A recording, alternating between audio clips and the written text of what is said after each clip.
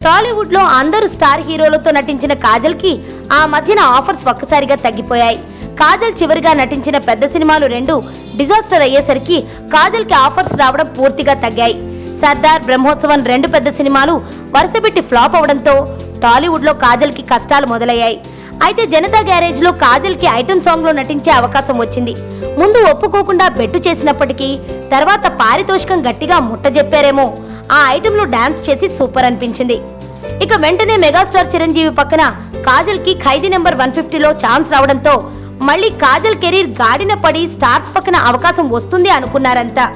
కానీ ఖైదీ cinema hit అయి credit చిరు ఖాతాలోకి వెళ్లడంతో కాజల్ పరిస్థితి మళ్ళీ మొదటికి వచ్చేసింది. ఇక దానితో కాజల్ చేసేదేమీ లేక మంచి సినిమాల్లో ఐటెం పాపగా అవకాశం వస్తే చేస్తానని సన్నిహితులకు చెబుతోందట. ఇక పెద్ద సినిమాల్లో ఆఫర్స్ గనక రాకపోతే చిన్న సినిమాల్లో కూడా ఐటెం గర్ల్ గా నటించేందుకు కాజల్ ఒప్పుకునేలా ఉందని గుసగుసలు వినపడుతున్నాయి. అంటే కాస్త ఛాన్సులు వచ్చినప్పుడే అందినంతా మూటగట్టుకుని సెటిల్ అవ్వాలనే ఆలోచనకి కాజల్ వచ్చినట్టు లేదు.